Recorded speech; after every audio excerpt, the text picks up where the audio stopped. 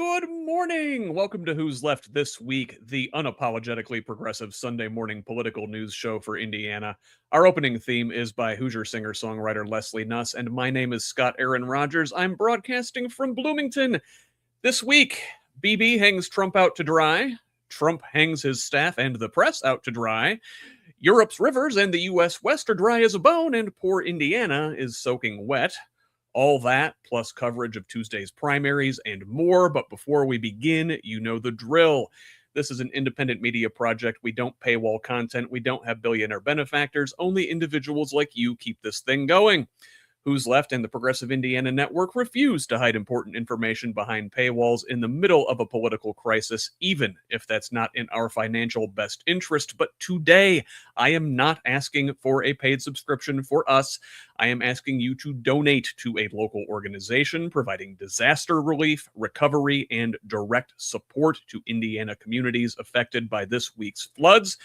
I will link to the Central Indiana Community Foundation in the show notes. They have a resource page where you can find several worthy charities who could use your help. So please direct your resources, financial and otherwise, toward helping your neighbors. You can still help us out by liking and sharing on social media, commenting, leaving reviews, providing feedback, and forwarding our content to your people.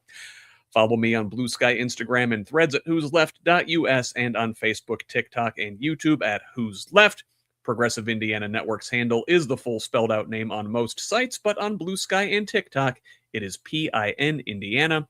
Please help us grow with a follow wherever you're at. Now, let's welcome this week's guests. First, a Who's Left rookie, but an old pro in progressive spaces. She's a cytopathologist and organizer with Indiana Progressive Democrats.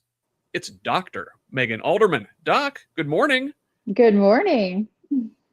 So tell me, I don't know, what does a cytopathologist do?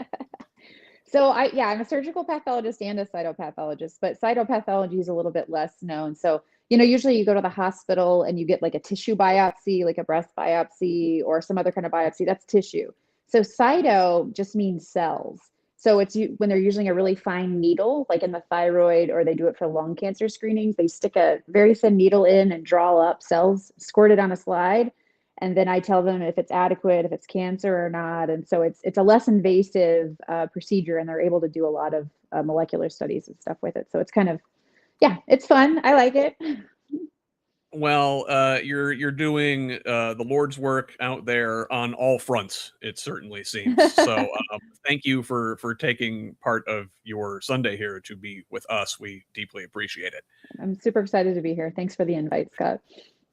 So let's welcome our other guest to the show. And, we've had him on the podcast. We've hosted him for several town halls, but it's his first time on the Sunday show.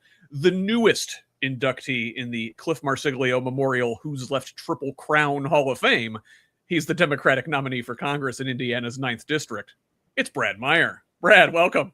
Morning. Thank you. Nice to meet you, Megan. Yeah, you too, Brad. Brad, how are you today? Good to see you again.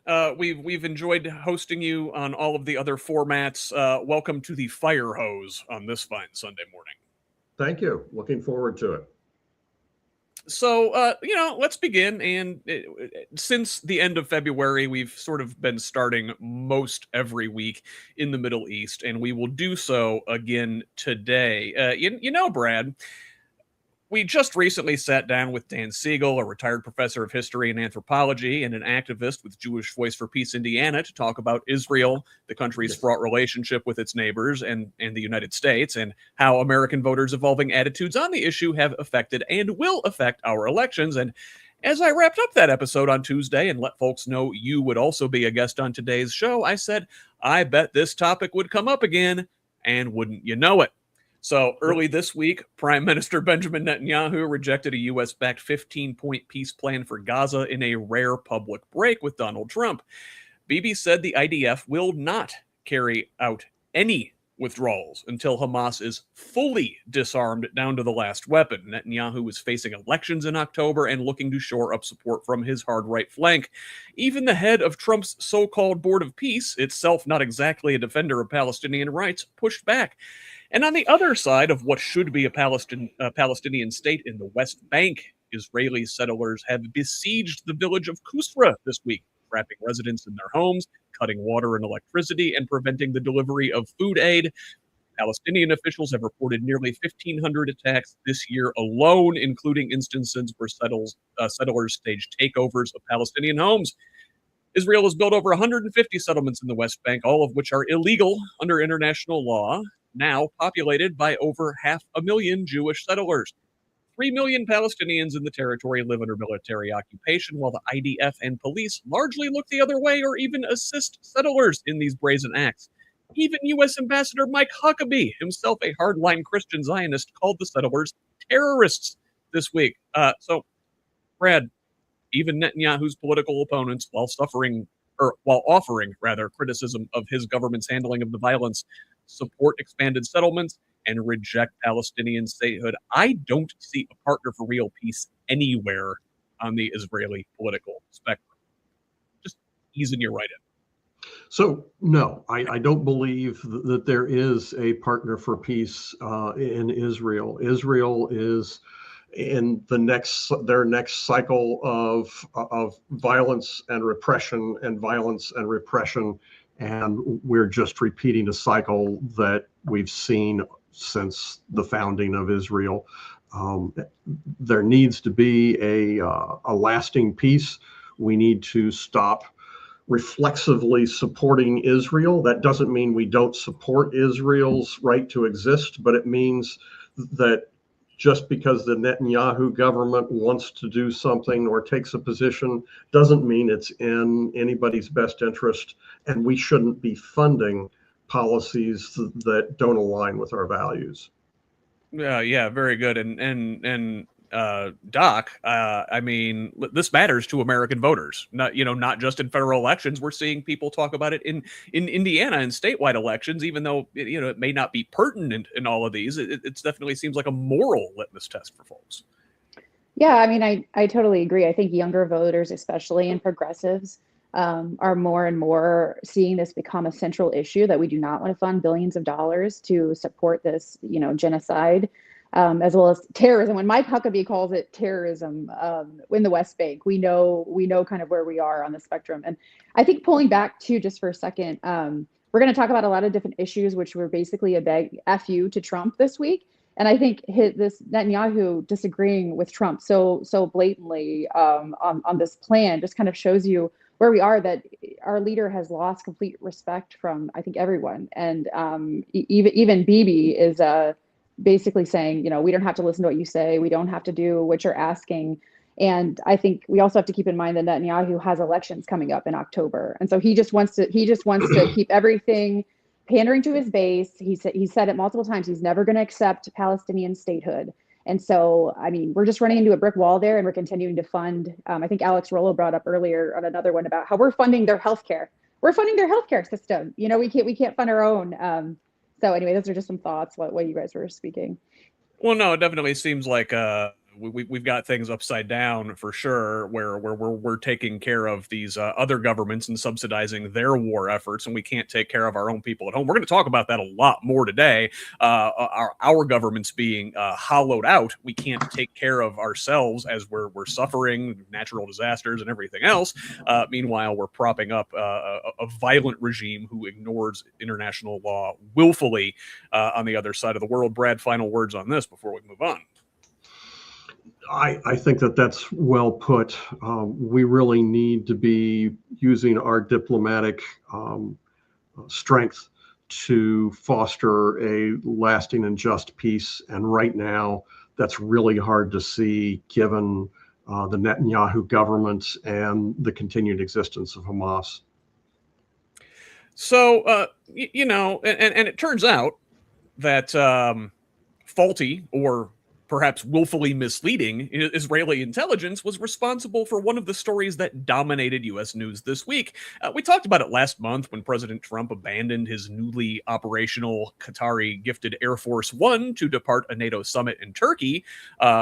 aboard the old Air Force One jet. Now, the story the administration gave was that Trump was sending the new plane ahead to the UK to be admired by U.S. troops while he flew on the older Boeing 747, for old time's sake. Well, we all knew that was a lie, and the New York Times reported at the time a credible threat on the president from Iran forced the change, as the Qatari jet is not fitted with all of the security measures of the older plane. Well, it turns out Trump wasn't on Air Force One at all.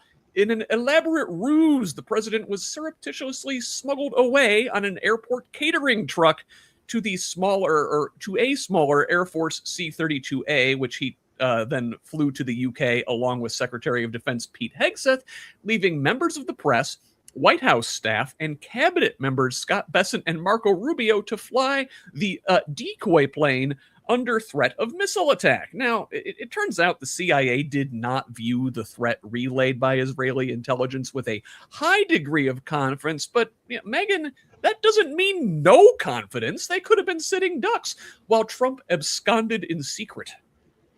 Yeah, you have to think if you're Marco Rubio right now, you're kind of know where you are on the grand scheme of things. There's so much to unpack with this story. I think first and foremost, it's just another example of how Trump doesn't really give a shit about people, whether it's his staff or journalists. The fact that there was a threat at all, even if it was not credible, that he still had them fly up in the air to be the decoy. The decoy. That's like, it's just so telling for how he sees people and how he just sees them as pawns in his whole game of power. And also just talking about Air Force One, like why is it even the fact that he was saying, oh, I needed to use my old plane because the defensive, capabilities in my new plane that's fancy and golden from Qatar. I mean, it's just so messed up. Like, why is it even flying? Like, why is it even up in the air? Why are we paying for two giant? I mean, this is all our tax money that's going towards these. I mean, it's just insane.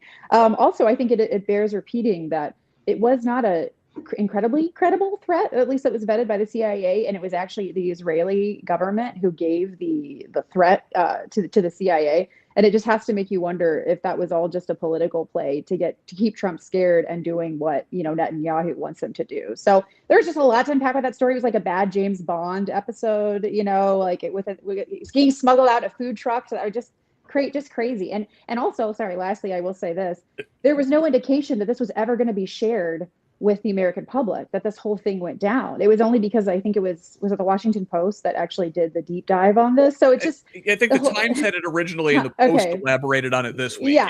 So it was just like, the whole thing is just like, we don't have a plan. He's scared of everything, and so he'll act accordingly to save himself and Pete Hegseth apparently, but not Marco Rubio. So I mean, it was just, anyway, lots to unpack there. Well, listen, the good news is if something were to have happened to that Air Force One with Rubio on board, his oversized Florsheim shoes could have been used as a flotation device for everybody involved. But Brad, to Megan's point about the Israeli intelligence here, I mean, was there a credible threat? Are they just making this up to keep Trump afraid, to keep him involved, to keep him engaged in Iran, in the Middle East, and avoid, tucking his tail and running, which we probably should do? So Israel has one of the most effective intelligence gathering systems in the world, and especially in the Middle East. And they're very effective at use of propaganda and information and disinformation, and they use it to their advantage. So I think that Megan has a really good point. Number one, if the Israeli intelligence services say that there's a credible threat, they're probably going to be the first ones to hear a credible threat. But we have to go through a vetting process to make sure that it's a real threat and it's not disinformation to try to throw us off balance or make us move in another direction.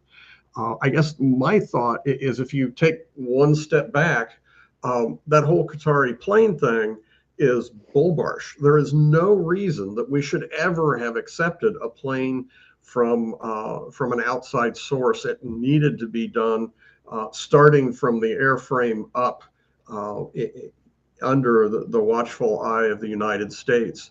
We got a seal from from the USSR years ago.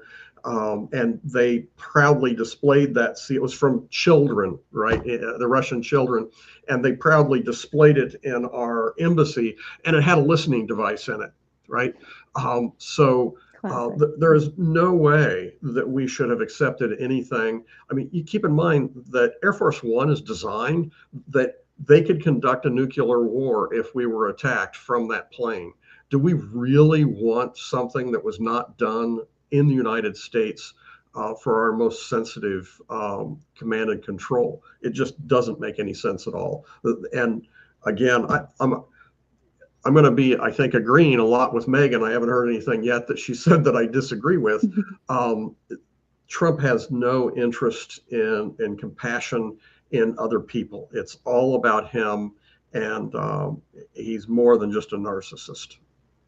Ain't that the truth? So these threats, credible or not, come months after the U.S. and Israel launched a joint war on Iran, which this week remains in a state of bluster with little actual shooting, but a stalemate over control of the strategically important Strait of Hormuz continues to hold the world economy hostage. At the end of last week, the Islamic Republic issued a series of demands in order to open the strait, including the U.S. lifting its naval blockade, withdrawal of American troops in the region, removing sanctions on Iran, releasing frozen Iranian assets, and paying war reparations. Trump basically responded with, "Oh yeah? Well, we're going to demand you pay reparations."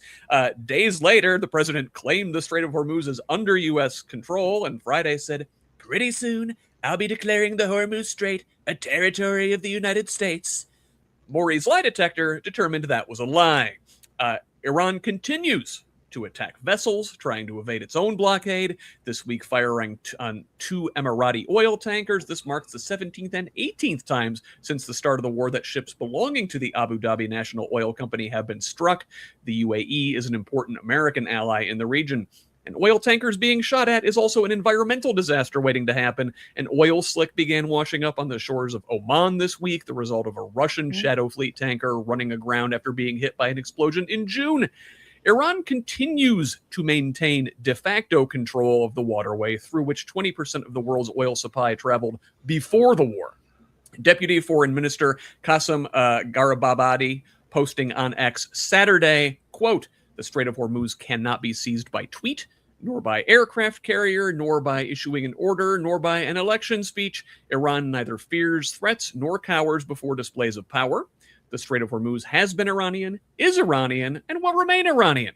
The strait will only be closed and opened under Iran's command, and as long as you do not accept the reality of defeat and seize your fanciful delusions, Iran will continue to enforce the blockade." Now, Brad, given that we started this illegal war, frankly, I don't think many of their demands are terribly unreasonable. Some of them, yeah, sure, but many of them, not really. Well, so I think that the biggest betrayal, I mean, there's been lots of things to talk about, but I think the biggest betrayal that Trump has done so far is actually on the Iranian war.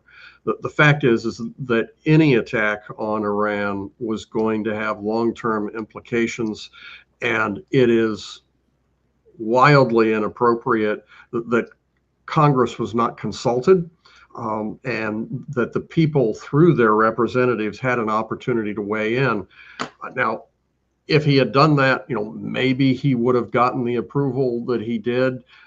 Maybe he wouldn't. But the fact is that there's a lot of people that have fought in the Middle East and lost loved ones in the Middle East, and we should all have had a say in whether this is in our strategic best interest and necessary. And the reason he didn't do it is it's not necessary. It was a war of volition, not a war of necessity. I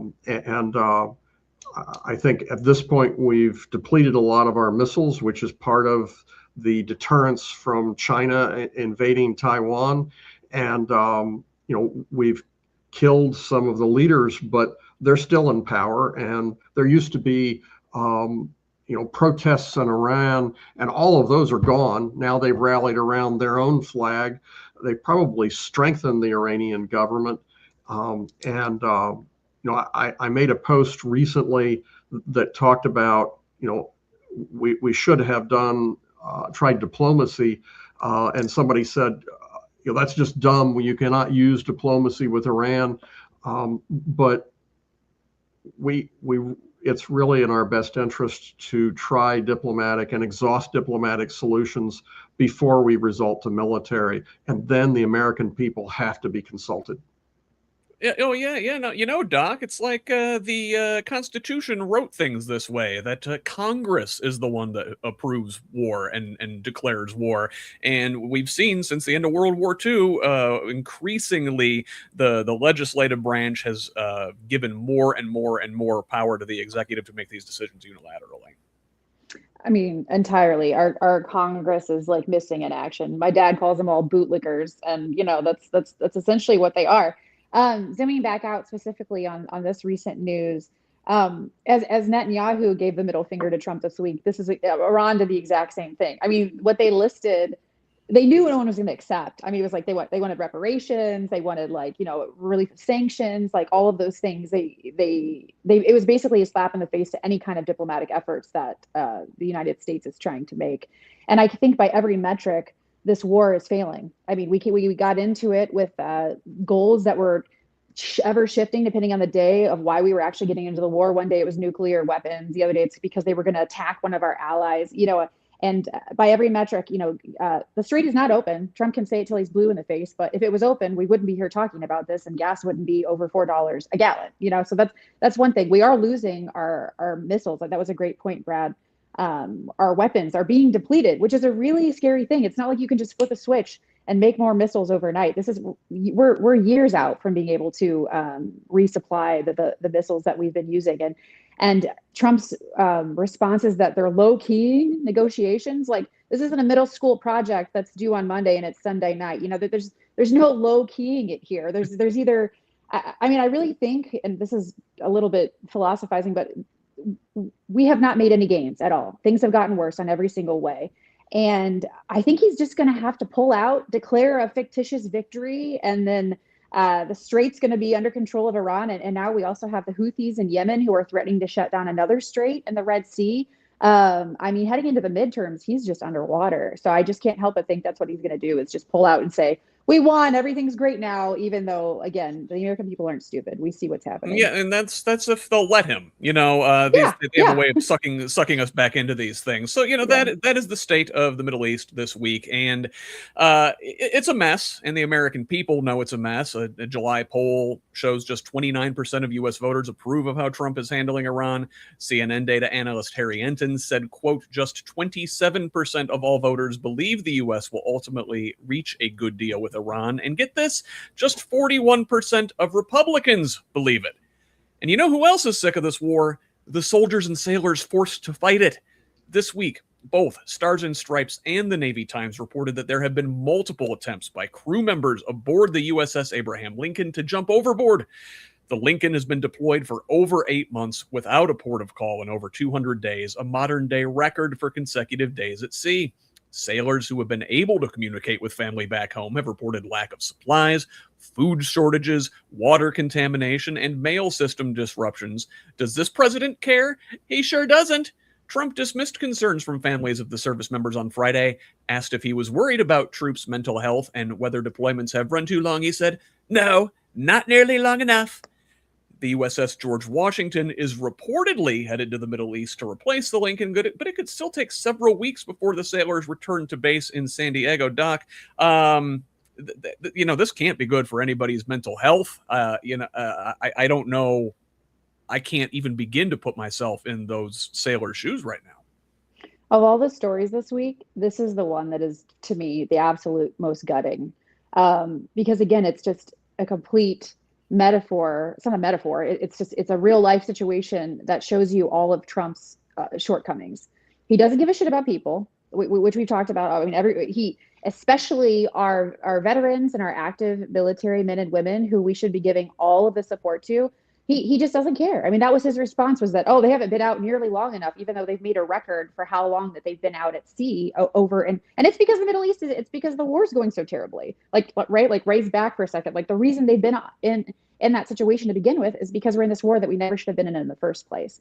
And, I think everybody has a family member or themselves who have suffered or experienced a mental health disease, I mean, of some kind. I mean, I had postpartum depression. I know plenty of people who've had mental health, but to be trapped on a boat, knowing that your own administration doesn't care about how you're doing. I mean, there was a heartbreaking story of a wife who had received a message from her husband that he didn't want to wake up the next day. He was on board the USS Lincoln. I mean, truly horrific stories. But again, just kind of explains in a nutshell how little Trump cares about people, and especially our men and women in uniform. So, I mean, horrifying story. Who knows if they would have even sent a ship out to replace them, which they are doing now, if this hadn't all come to light. So, and I think Pete Hegseth also had a really disgusting comment about, how they're fine. It's been overblown. They can handle it. I mean, it's truly a disgusting story, but again, just highlights exactly how ruthless and unethical Trump and his administration are. Yeah, and Brad, like I'm seeing that Iranian state media is reporting that there was like a mutiny aboard this ship, and the sailors are at each other, and like 7 people have been killed. Do I believe this? No, it's Iranian state media. But CENTCOM, U.S. Central Command, denies that this happened. But can we trust them? They've already been caught lying repeatedly during this war. I don't know what to believe anymore when it comes to these things.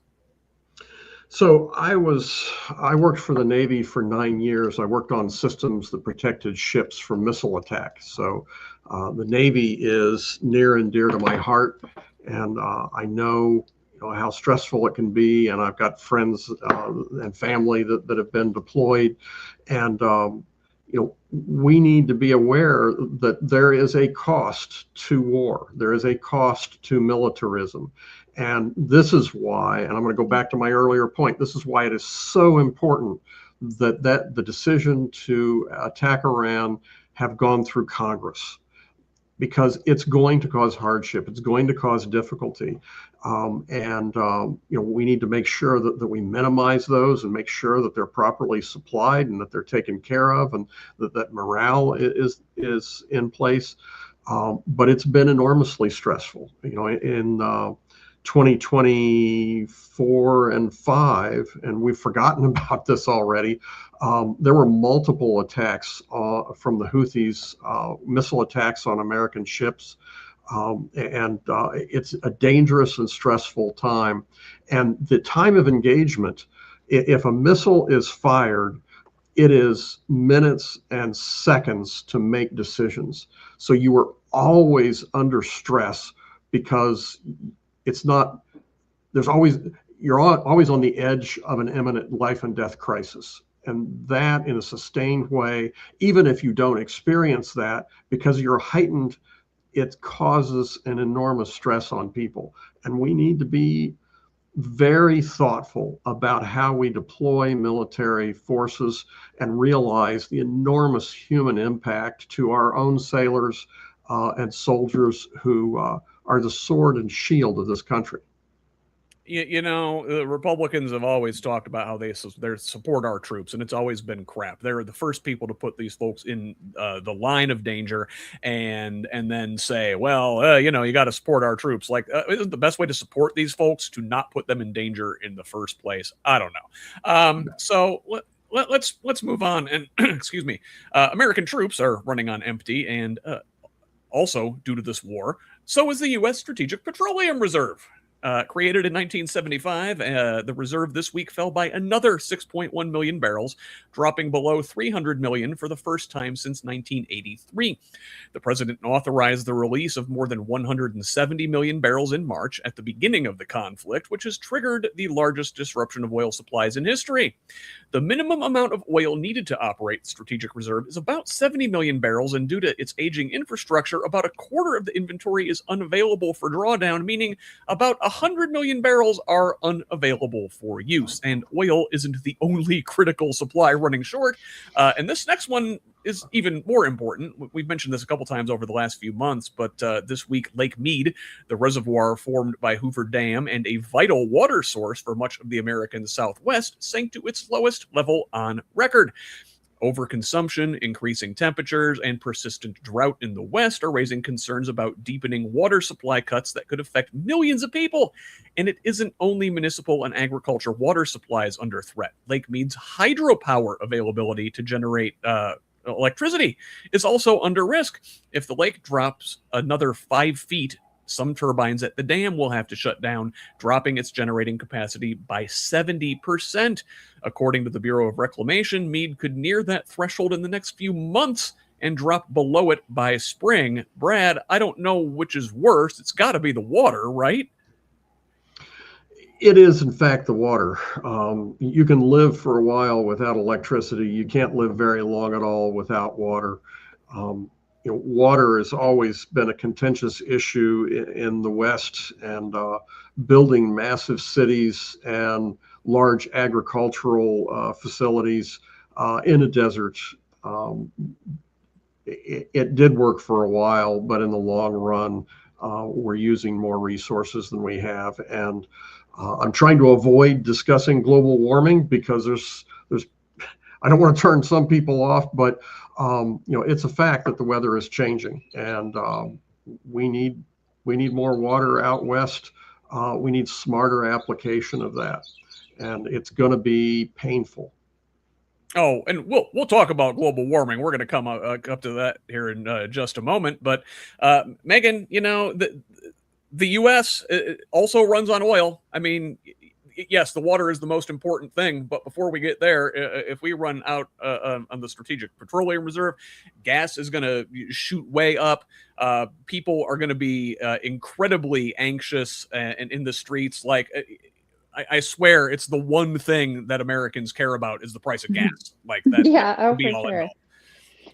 Yeah, I mean, I don't pretend to be an expert in water or petroleum, but I think this news story captures just once again how little faith we have in there being like a cohesive plan. Like Biden drew down like some reserves like during his administration, but I think the difference here is just he clearly just never has a plan. Like the administration just doesn't have a plan. Like they're not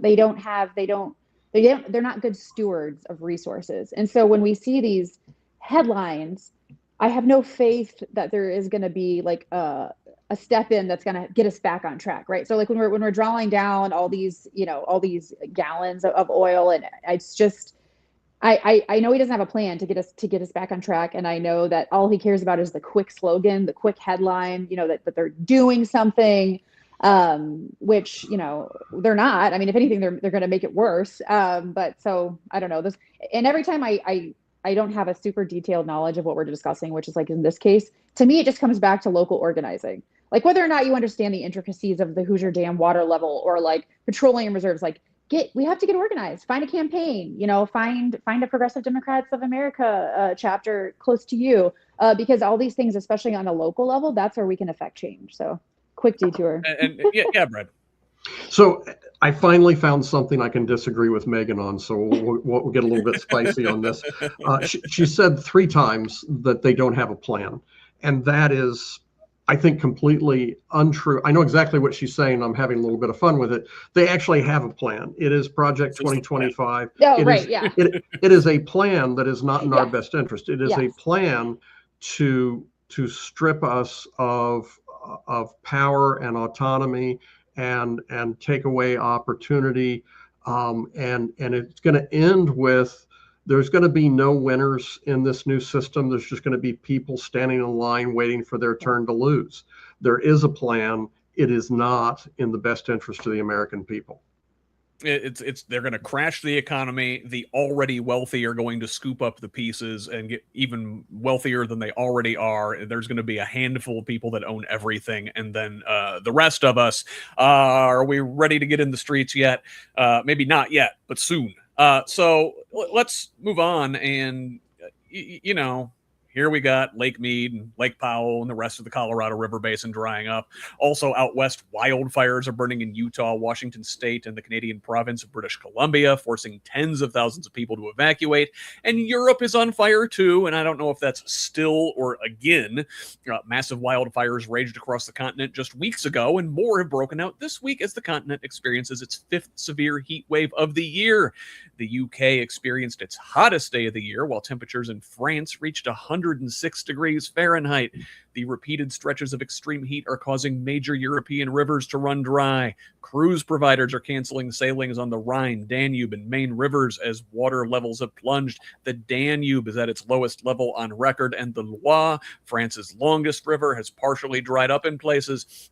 The low river levels here also threaten power generation, as several nuclear plants have had to shut down reactors due to insufficient cooling water. One plant in Hungary, which produces almost 40% of the country's electricity, was briefly at risk of complete shutdown. And if it's not the heat, climate change is posing other more unusual threats to nuclear power generation in Europe. 3 reactors at France's Gravelines nuclear plant were shut down on Monday after water intakes were overwhelmed by a swarm of jellyfish, whose population has exploded in warming seas. And while Europe and the American West could use some rain, Indiana this week has had more than enough. On Tuesday, a strong derecho tore through northwest Indiana, knocking out power, dropping a couple tornadoes on an area that has already seen several this year. And as the system progressed across the state, dropped massive amounts of rain on the central and eastern parts of Indiana. And the rain continued all week. Some areas received more than 10 inches in just over 24 hours. The White River crested more than a foot above the previous record set in 1913. Anderson, Cambridge City, Hagerstown, Yorktown, Metamora, Muncie, Newcastle, Connorsville, and Brownsville all experienced catastrophic flooding. Hamilton County suburbs, Noblesville, Fishers, and Carmel also faced major cleanup. In Indianapolis, major flooding affected the Broad Ripple, Ravenswood, and Rocky Ripple neighborhoods. Roads have been washed out. At least 5 people are dead across the state. Dozens more have needed rescue by first responders. Governor Mike Braun has declared a state of emergency and announced that President Trump will approve the state's request for a federal emergency declaration, allowing Indiana to draw FEMA aid. Braun said the state's rainy day fund will be used to help recovery efforts and that the state's reserves would shore up its responses to future storms. Doc, nowhere on Earth is safe from the effects of climate change, be that Europe or the West or right next door. You're going to need a bright spot on your show, Scott, where you have like one good news segment. Just like one. The water here and the water there, it all evens out, right? That's how this works. So I think, we're rapidly reaching the point with global warming where it's, Brad can't say it, but I can, but where it's no longer theoretical, right? Like I think when global warming, when the concept was like academic and seen as like a far left, fantasy that's trying to scare people. I think fake news, we're just Chinese fake news. It's all fake. And we're just reaching that. It's going to eventually be like gas prices, where it's like where we could. I mean, you were saying how the American people responds to gas prices, right? So when your house is flooded, like I was like close friends of my family who live in Ravenswood who had to evacuate. Their houses are completely flooded. When you're living through wildfires in California, where your houses are being destroyed, where the water is depleted in other places, when these very real things happen, and they are going to be happening with increasing frequency, there's just no longer going to be any way to deny what's happening.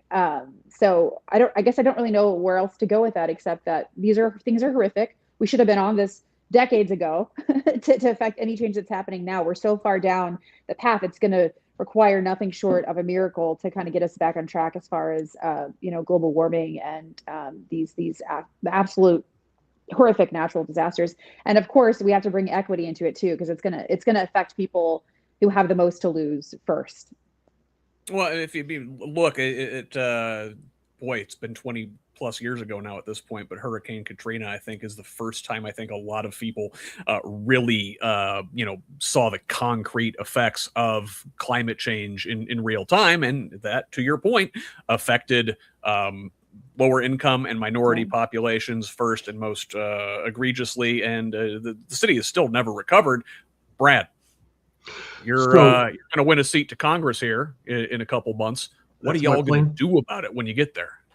So first of all, I was being a little bit tongue-in-cheek saying that I wanted to avoid the use of climate change. It is real. It is human-caused. And I think I found my second point where we can have a little bit of back and forth with Megan. I have a lot more faith in people's ability to be in denial. And I think even when people are evacuating, they can deny that there is global warming and climate change, which is really unfortunate. And it's something we're going to struggle with for the long term. One of the things that I did, we got ready to put out a post on this, and I wanted to get some basic information for people where they could go to get more information. So I went to the government websites, and they had declared, Mike Braun had declared an emergency. So I went to the state site, and it wasn't on the state site listed. There wasn't a direct link. You go to the emergency management for the state of Indiana, and you should be able to click on it. And in big, bold, flashing letters, it should be saying, "We've declared an emergency. This is an active," and click here for more information for your county. Couldn't find it. And then I went in and went to each of the 18 counties' FEMA sites. And this is just a petty thing. Some of them did not say the state of Indiana. So when you type it in and you hit it, one of the first sites that came up for emergency management was not actually, I can't remember what county it was, but it was a county in a different state, right? So you didn't even know at first whether it was happening. There weren't any big, bold, flashing letters saying there's an active emergency on the FEMA site. On the emergency management site. I went to the counties that there are shelters. Those shelters were not listed big and prominent. I went to the Red Cross. They listed several sites, but they did not list all of the sites. And there's at least one or two local community shelters that the Red Cross didn't have listed. And then on top of all of this, they're gutting at the federal level FEMA, right? Mm-hmm. And what they're really going to do is they're going to gut it and make it less effective. And then they're going to try to privatize it and tell us that people making profit off of our misery is in our best interest. This is part of the plan that I was alluding to earlier, that they want to privatize everything and so that people can make profit off of us instead of the government caring for us and taking the basic essential services that we need. This is all complete bullbarsh. It's bullbarsh. That's your second bullbarsh today, Brad. I apologize for the strong language. But we're totally unprepared for this, Megan. We're the world as we've constructed it is built for a world that no longer exists, really. All of our infrastructure, to Brad's point, things like digital infrastructure, just like where to go, where to get your warnings, where to get resources, where to get services, not prepared for that. But like the roads aren't prepared for it. The bridges aren't prepared for it. The dams aren't prepared for it. None of this is, it's going to take massive amounts of investment to rebuild, to build bigger, to build better, to build in a sustainable way to mitigate climate change, and we're doing the opposite, it seems like.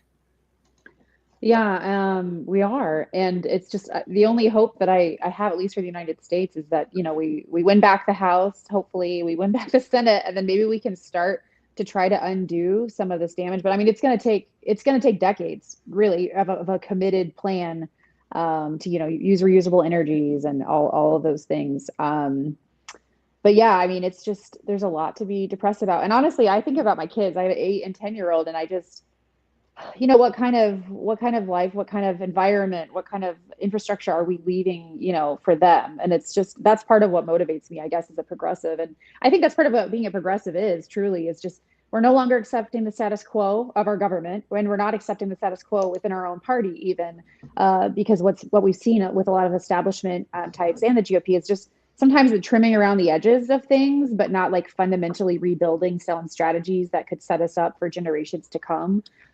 So I'm I'm trying to remain optimistic. Brad, you got to get in there and do some stuff, dude. Well, so one of the reasons that I'm a progressive is built into the heart of it, the root of it is progress, right? We've got to start making things better and not just look better, but fundamentally be better. Absolutely. And so Brad alluded to this, but, I said Governor Braun and also Senator Jim Banks have touted the president's emergency declaration and the FEMA assistance that should come with it. The problem, FEMA is a shell of what it was just a couple years ago.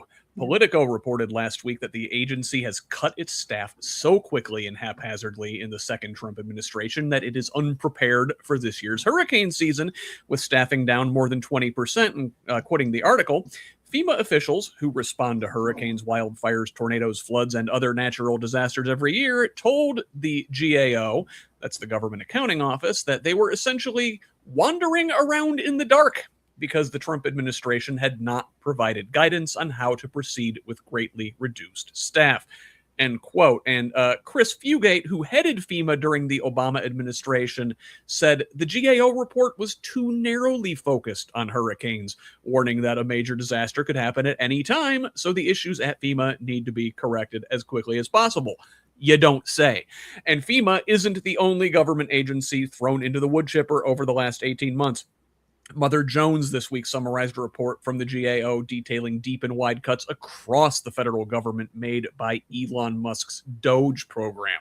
The IRS, USAID, Social Security Administration, important science, medicine, and educational research initiatives, financial regulation, and product safety have all been affected.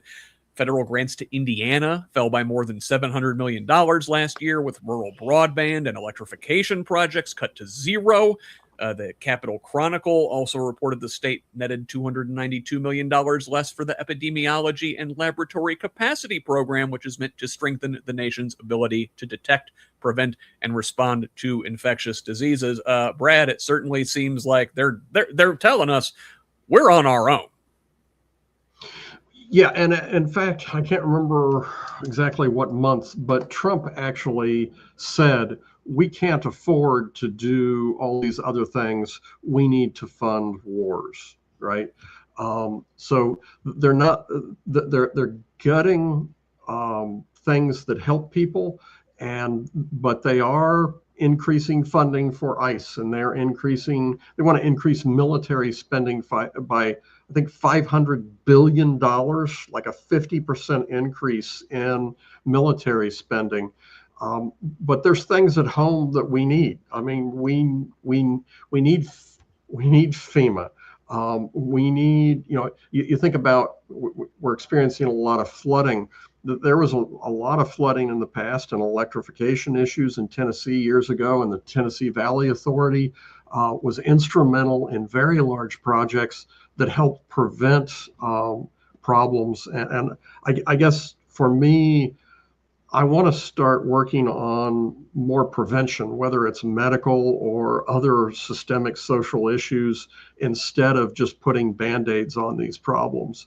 And the way they've approached it, it's beginning to feel like when they say waste, fraud, and abuse, they mean everybody that's not them. Yeah, and Doc, Brad mentioned the TVA, and yeah, the flooding mitigation was super important. The electrification was super important. But if you want to look at it completely cynical economic terms, it was a huge economic stimulus for the area. We could be pumping all this money into our infrastructure to do climate mitigation, to prepare for the new world that is being born, amidst climate change. And we're not doing that. Yeah, I mean, we're definitely not. I think it's part of the strategy of just burning things to the ground, which is certainly a strategy. I mean, it's not really a winning one, but it's, we saw this with DOGE, with all these cuts. I mean, because there's always been this, and the Republican Party, but definitely in MAGA, it's just, we get rid of the government. I mean, they're not completely anarchists because they still want to give tax cuts to their billionaire friends and all of that. But it's just tearing down more and more of those infrastructures that we've come to know and expect. And then even more so, it puts the states in such a bind, because if you're going to cut all of this federal funding, you're expecting the states to kind of step up to fill the gap. And when you're in a place like Indiana with, Governor Braun, who really has no interest in doing that, and touts how we've had billions of dollars in reserve, he's very proud of that. But meanwhile, we have the highest, I think we have the highest rate of people being kicked off Medicaid, like in the country. My nephew, just to bring it home, because you got to bring it home too. It's like my nephew, who's on the autism spectrum, he gets the Medicaid waiver to pay for his therapies, to pay for medical bills, for his developmental pediatrician. They were kicked off. And so my twin sister, who's amazing, had to spend hours and hours of time. She had to go visit the Medicaid office 3 times. They're actually doing an article on her and her family in Bloomberg. But I mean, this is happening to our people. This is happening to the people who need the most, who are the most, have the most to lose, and also have the most to gain when these systems work, right? And so, anyway, all that to say, it's horrific, and burning down our infrastructures in FEMA, and expecting the states to step up, especially when we're in states like Indiana, is just a losing strategy for the everyday American and Hoosier. And to your point about the Medicaid cuts, I was just talking with Nick Marshall about this the other day, and we've seen just in the last several weeks, Indiana's denial rate has spiked like 6 times. They're just cutting people willy nilly, and Brad, they're pushing us to the point where we're going to wind up like, you can't rely on the government, you can't rely on doing things collectively. You're going to have to be beholden to your feudal lord to get protection. They're going backwards to the age of feudalism, it seems. Just extra steps. So there's the plan, right? This is not in any way accidental. One of the things that I talked to a lady when I first started running, and I talked to several other people almost immediately after, that were struggling with the Medicaid cuts. And it's an intentionally complex and denial-based system. And she has a daughter with cerebral palsy, and now she's going to have to recertify every 6 months that her daughter has cerebral palsy, and they cut the staff to review that. So exactly. So they've dramatically increased the workload and dramatically reduced the capacity to do that work. So they're intentionally making government incompetent. And, I'm running for a job because I want to fix problems. I want to make things better. I want government to work more efficiently. And we've got people in government right now that are intentionally undermining it and then pointing at it saying, see, it doesn't work. It doesn't work with bad management. We need to get better management. We need to get management. And when I talk about management, I'm talking about leadership that cares about the people. And that's not the people we have in power now. And that's why I'm running against Aaron Houchin. They're putting hurdles up in front of the people and making us jump over these walls and jump through these hoops. And it turns out, you jump over the wall and there's not solid ground on the other side of it. You just fall in a hole. It's disgusting what is happening to us. And most people don't want this. Across the political spectrum, people want a government that works well for them. So let's talk about examples of government continuing to not work well for people. So I mentioned that our state, one of the leaders in medical and infectious disease research, had seen programs defunded amidst compounding public health crises. The floodwaters alone from this week's natural disaster pose hidden hazards in the form of household waste, industrial contaminants, and sewage. The receding waters create breeding ground for mosquitoes. The desiccated carcasses of animals killed by the flood can attract rats and other disease-carrying vermin. And then there's the mold, which flourishes in dank environments.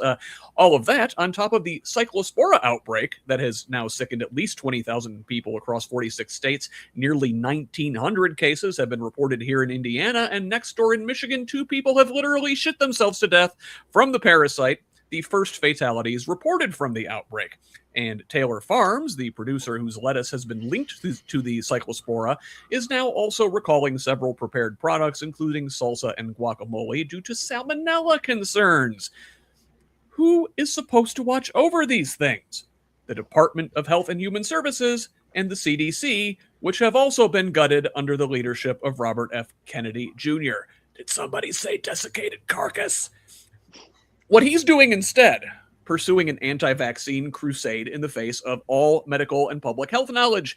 This week, Kennedy stood with Donald Trump in the Oval Office as the president signed an executive order making recommendations about the childhood vaccine schedule. It says that measles, mumps, and rubella vaccine should be split into 3 separate shots, among other recommendations. Kennedy and Trump blame vaccines for an increase in diagnosed autism cases over the last 30 years, despite this link having been repeatedly debunked. An earlier CDC order reduced the recommended number of shots on the vaccine schedule, but was stayed by a federal judge in March. Megan, they seem to have a theme going on here. Government being dismantled, all the things we rely on across the board, FEMA aid, the IRS, everything, infrastructure building, and now the public health infrastructure also being dismantled under RFK. You're a doctor. What are you seeing? Is this affecting you in your work? It's so I would say I'm medical director of the laboratory and in my hospital setting. So, I mean, I will be informed of increased rates of things, but as far as I don't see patients, so my hat's off to all of the clinicians who will actually directly see these patients and how they're affected.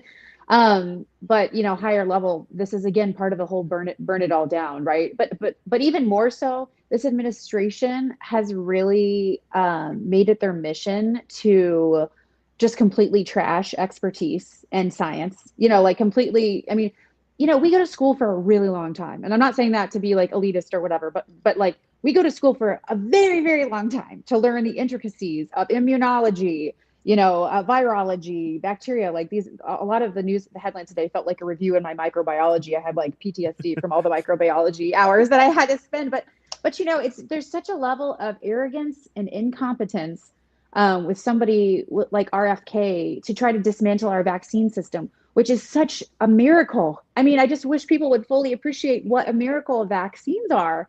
And we have absolutely no evidence to suggest that there's any link with autism. I mean, if you go to any well-conducted study, we know that, but they know it gets headlines, right? So again, it's back to the headlines, grabbing slogans, and to the MMR vaccine in particular, trying to separate it out. I mean, we don't even have that available in the United States. Like, we can't even do that. If they said tomorrow, no, the MMR is not even available, you can only get it through these single dose. We don't have that. And so what would happen is people just wouldn't get it. And I think Japan actually did separate out the MMR vaccine, but you know what happened? All the rates of those viruses skyrocketed, right? So it's a cause and effect.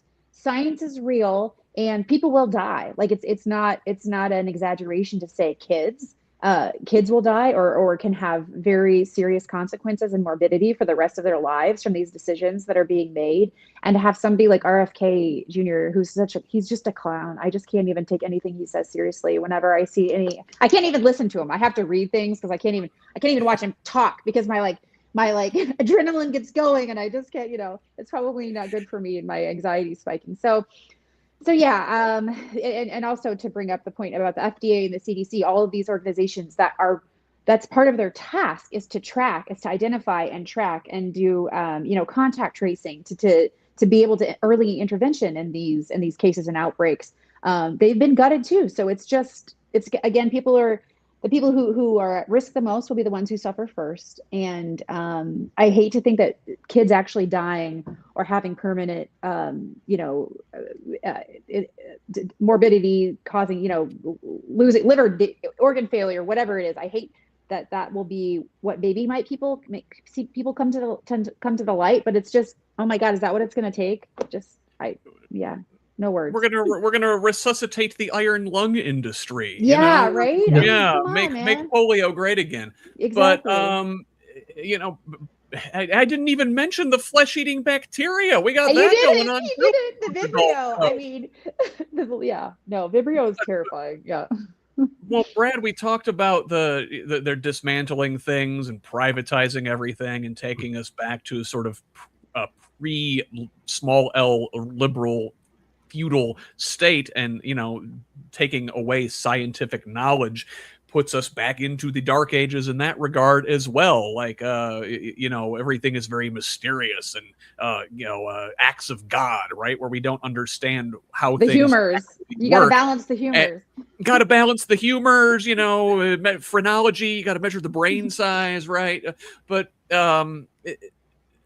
only a select few, the in-group, the rich, will have that specialized knowledge. Everybody else will be left in the dark, perhaps literally. Yes, and there's a real distrust among a lot of people in the United States of experts and of knowledge, and I think that there's, and I'm not on their side, but I there is also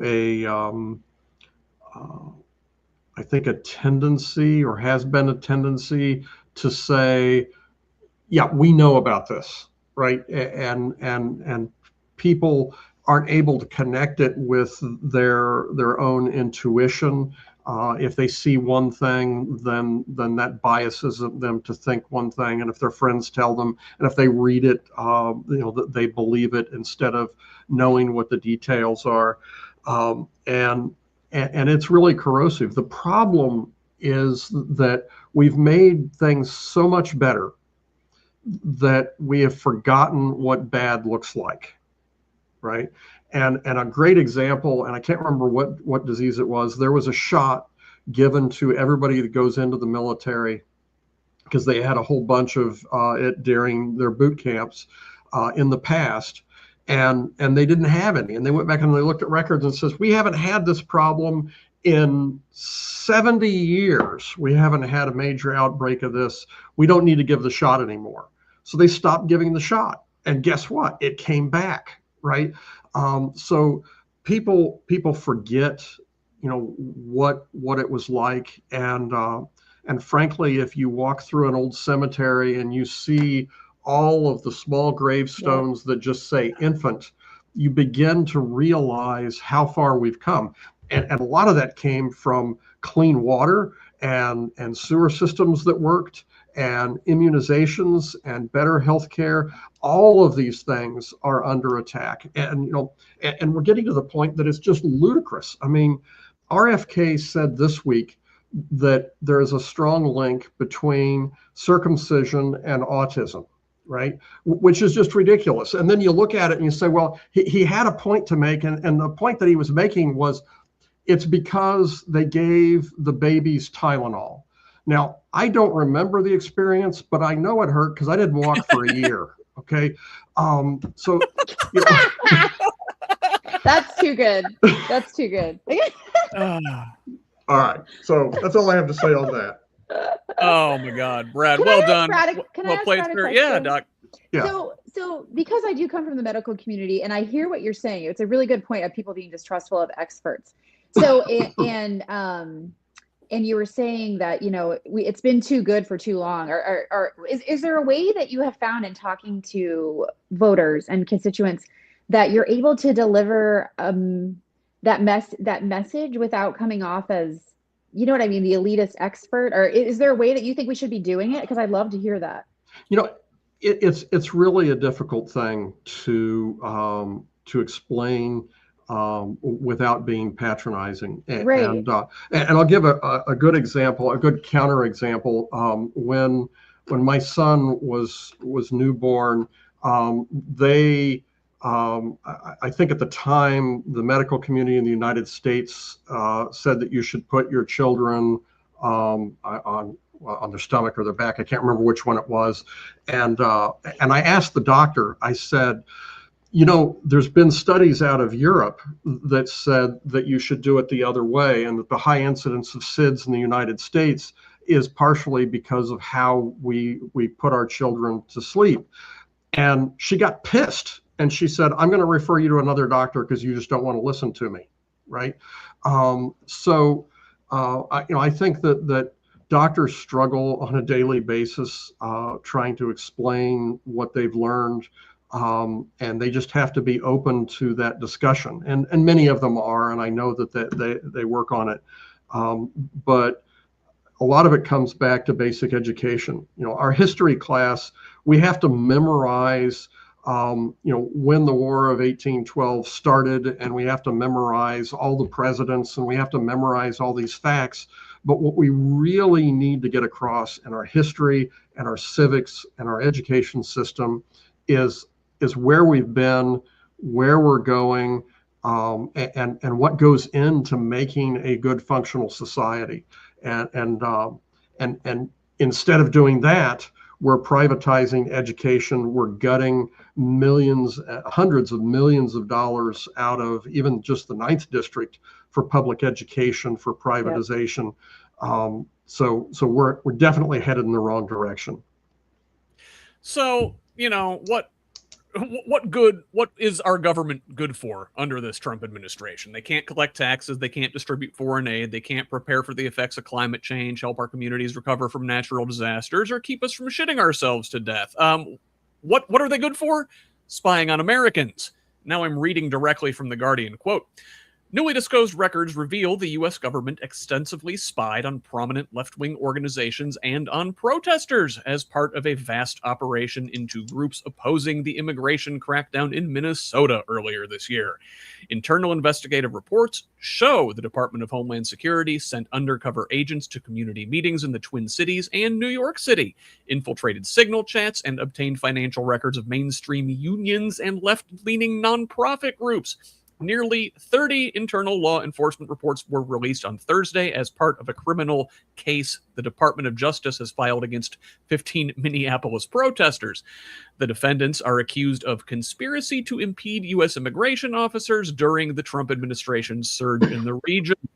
The records show that in January, DHS launched an inquiry called Operation Puppet Master to identify a network of conspirators organizing against ICE. Documents show that the government alleged major groups were connected to the criminal conspiracy, including the National Labor Unions, AFL-CIO, and SEIU, the local Minneapolis Federation of Educators, and the Minnesota Education of Professional Employees, and several large left-leaning groups, including DSA and Surge, showing up for racial justice. And as a treat for this patently illegal spying operation, new Troys for Trump's Gestapo. The AP reported this week that ICE will spend $20 million on a no-bid contract to purchase thousands of electric shock gloves, a technology that had been adopted in recent years by some jails, police departments, and school resource officers. That's what they do with the people that are here, and in order to keep new immigrants out, the administration will bulldoze through pristine and holy natural wonders. A lawsuit was filed Friday in Texas seeking to stop the construction of border barriers through Big Bend National Park, an area held sacred by several indigenous tribes in the region. Brad, this spying thing, flagrant Fourth Amendment violations across the board.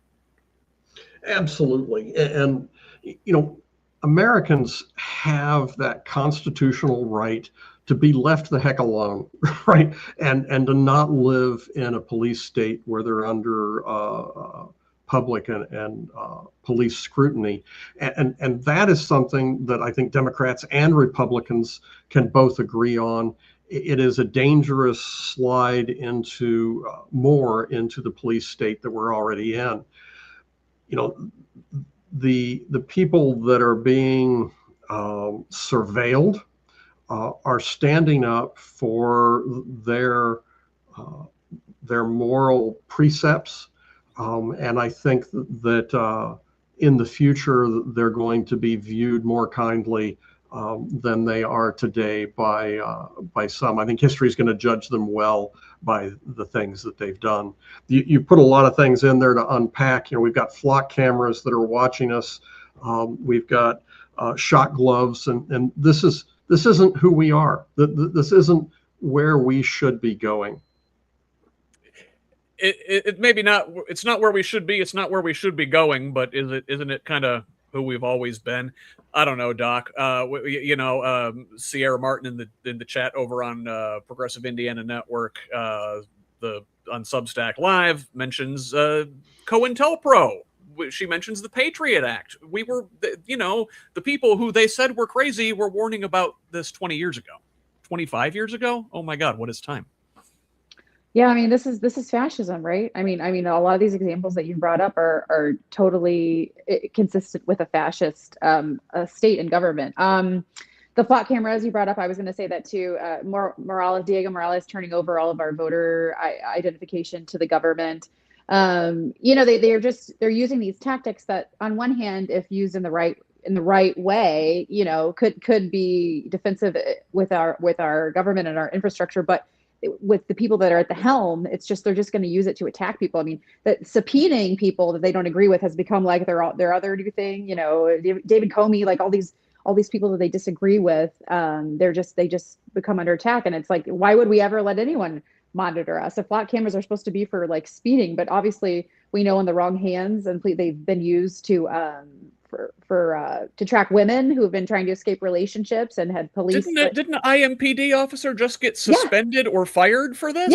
Yes. He was trying to, I forget if it was his ex-wife or his partner or somebody who had like a restraining order, and he used it to follow her movements. I mean, my God. And the gloves thing just seems like some sci-fi fascist, it's so crazy. And we don't trust them. We don't trust ICE with guns, right? They've killed people, so they think they're going to give them these electric shock guns, and they think that they're going to read the manual and say, oh, you can't hold them for more than 15 seconds.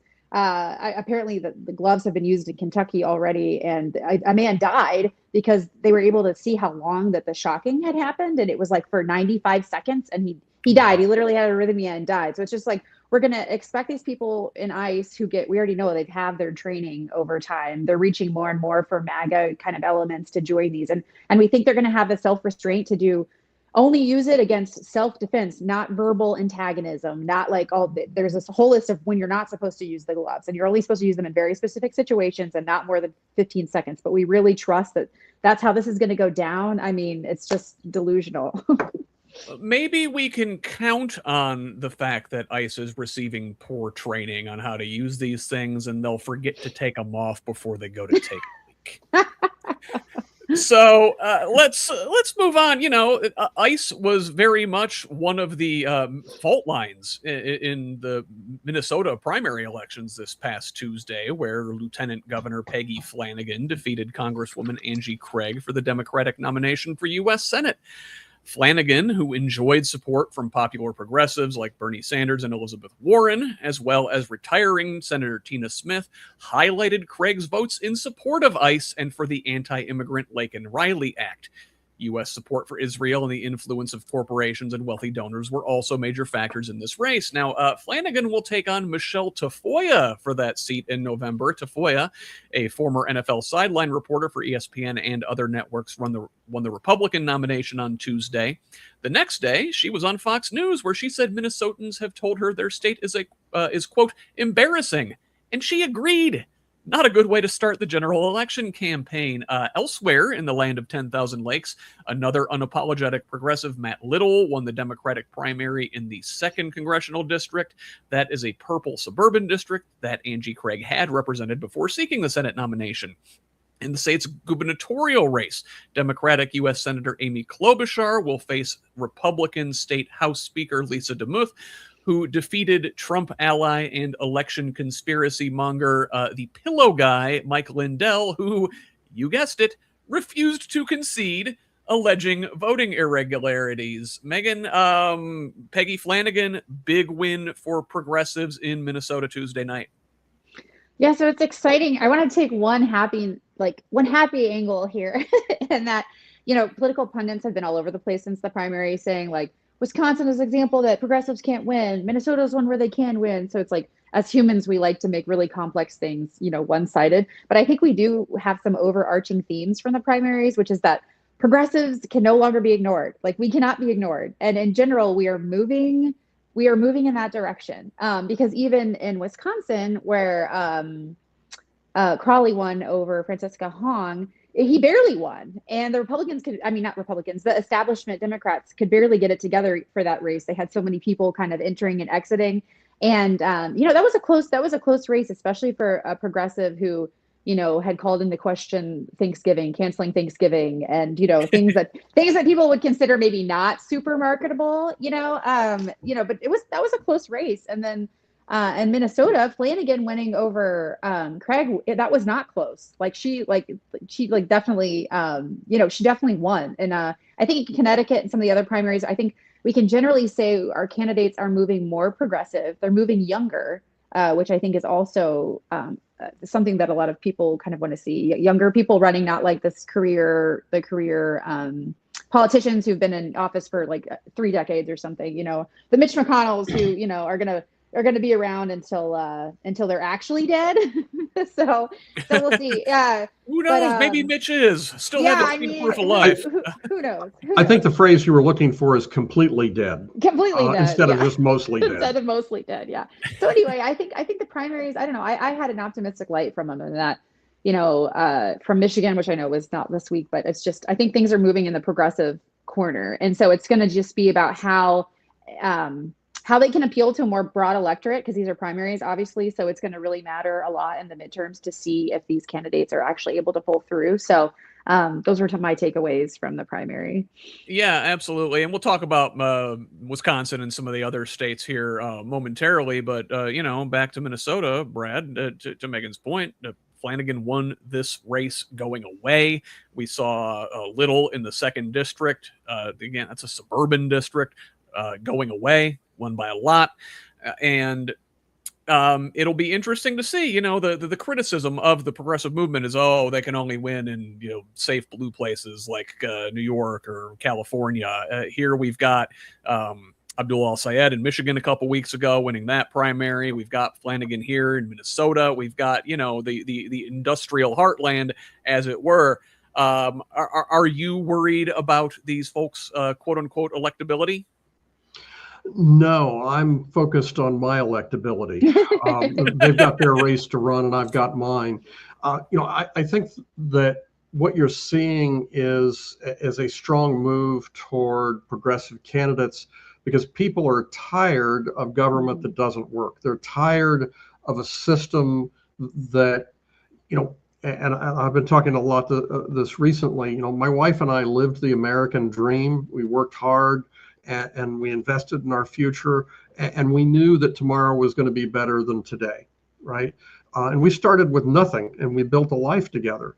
And now, if you start with nothing, that's probably what you're going to end up with, right? Mm-hmm. And that's why you're seeing the progressives do better, because we're talking about real changes that make a difference in people's lives. And I'll throw in one cautionary tale or note. And that is that we need to make sure that we are focusing on, and when we get into power, that we make a difference in people's lives that are sustainable and realizable. I was at a meeting, and it was an open discussion, and there were questions and answers, and somebody came up to me after, and he said, Brad, he said, there were a lot of great questions, and you did a great job answering all these questions, but I don't think anything that was asked here really are high on the mind of people making $50,000 a year. And we need to make sure that we are focused, just tightly focused on economics and healthcare and things that make a difference in people's lives today, and making sure that we've got FEMA and protections and flood control and emergency management and all of the things that go into people's lives. If we get too far down the rabbit hole into esoteric topics or topics that people feel are esoteric, then we're going to win a lot of primaries and we're going to lose generals, right? And then and just to belabor it a little bit more, we got in with Biden, and there were some good things that happened. We did a bad job of explaining and showing and tying and making sure that those impacts were real and felt by the American people. So part of that backlog, part of the reason that Trump is in power today is that we spent too much time squabbling amongst ourselves and picking the fly shit out of the pepper instead of making a real difference in people's lives.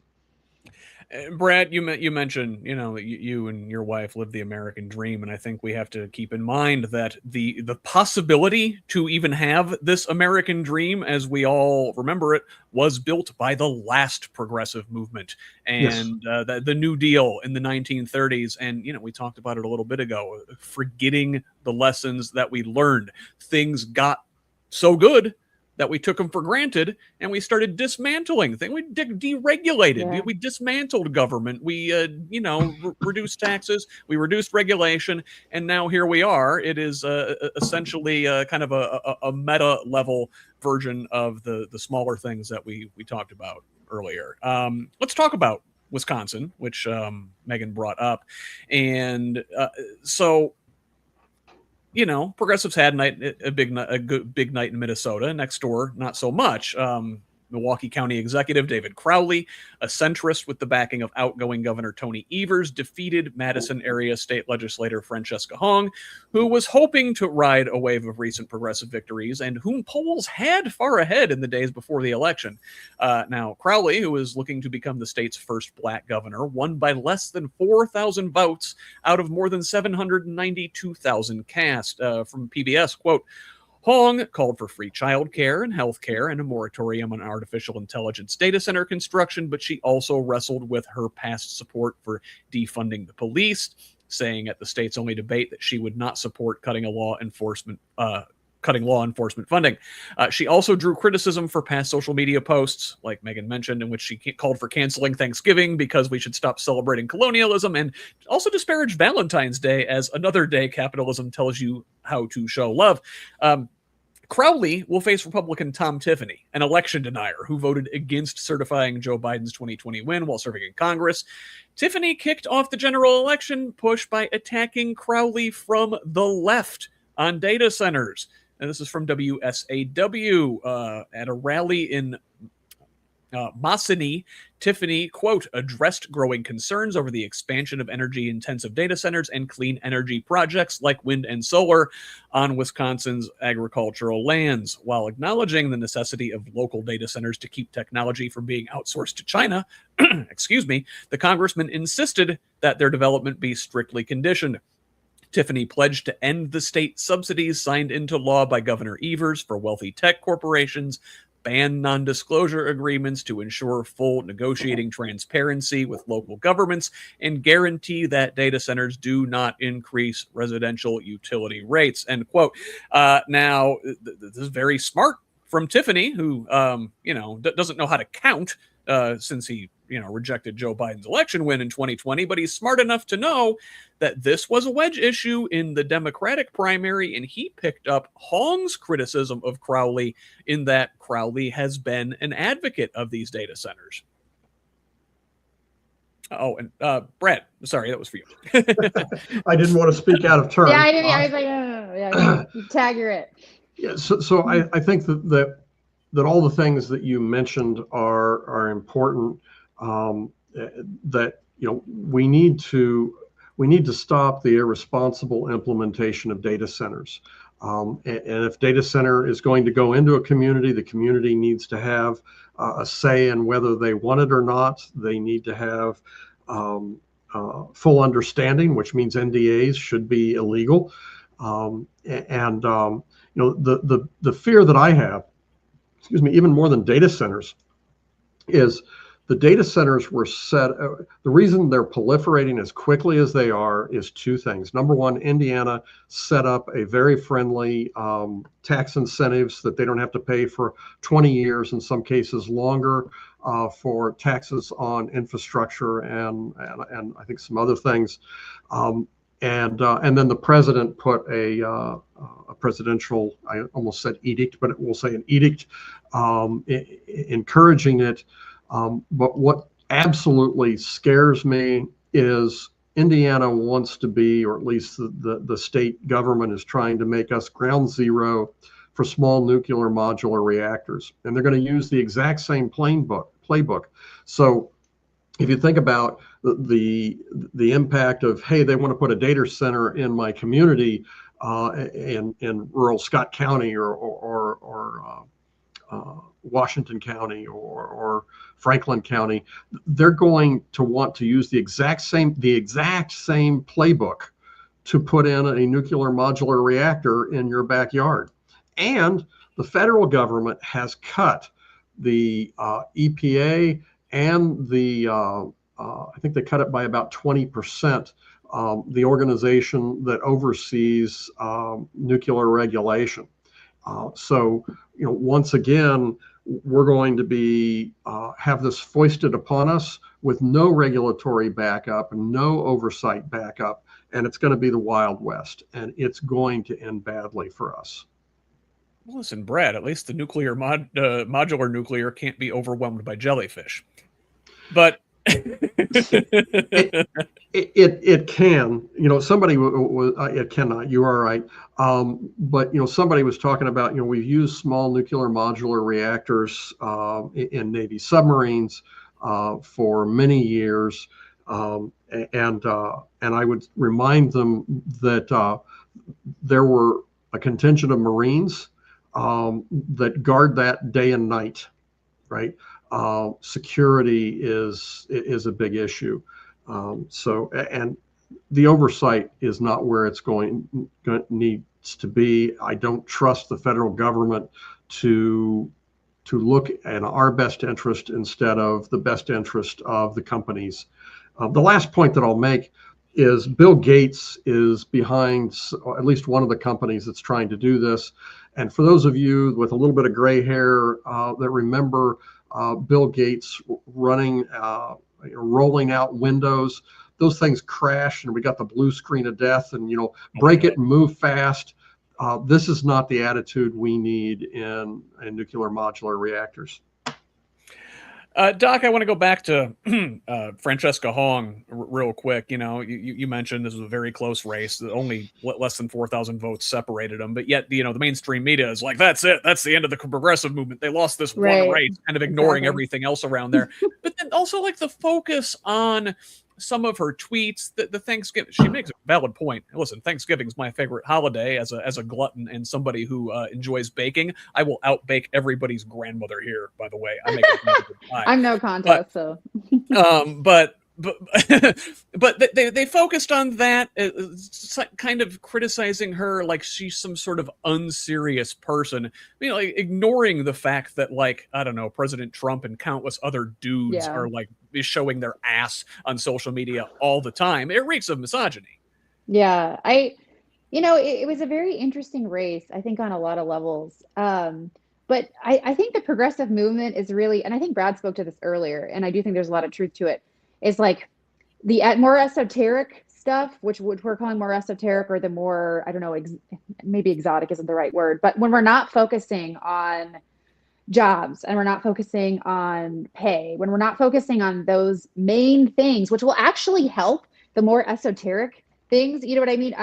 When you're having to defend yourself about Thanksgiving, I mean, the points that she made up, I actually agree with, but it's a messaging problem, because when you're defending Thanksgiving and Valentine's Day, you're not talking about the mainstream policies, which are making the progressive movement so powerful, which is things like the Bernie Sanders, a la Bernie Sanders. He's not talking about pronouns and, I mean, things that I still think are important, but he's not focusing on that. He's focusing on getting jobs and raising the minimum wage and Medicare for all. That's what he's focusing on, because it's a winning ticket. And so I think, well, maybe we can learn from the Hong Crawley primary results is just that just any progressive isn't going to do it. I mean, there has to be a very specific messaging that is and people may get upset about that. I mean, and that's fine, but it's just, I think the winning ticket is to just focus on everyday issues that are affecting people, like Mamdani, childcare, right? Like childcare issues, raising the minimum wage, Medicare for all, things that everybody can get behind.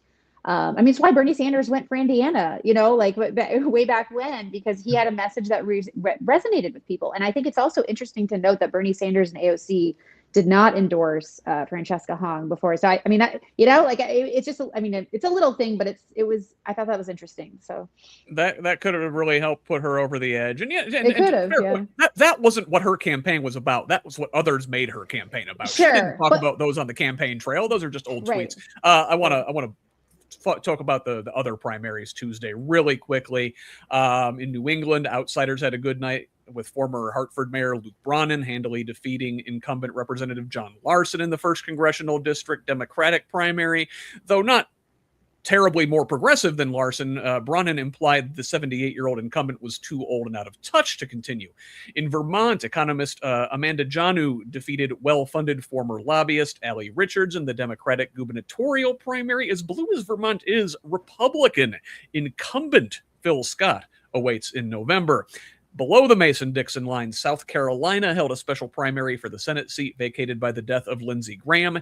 His sister Darlene has been serving in an interim role and finished atop the primary Tuesday, but did not secure a majority, setting up a runoff there in 2 weeks against far-right House Freedom Caucus member Ralph Norman. Alabama also held special primaries in 4 congressional districts.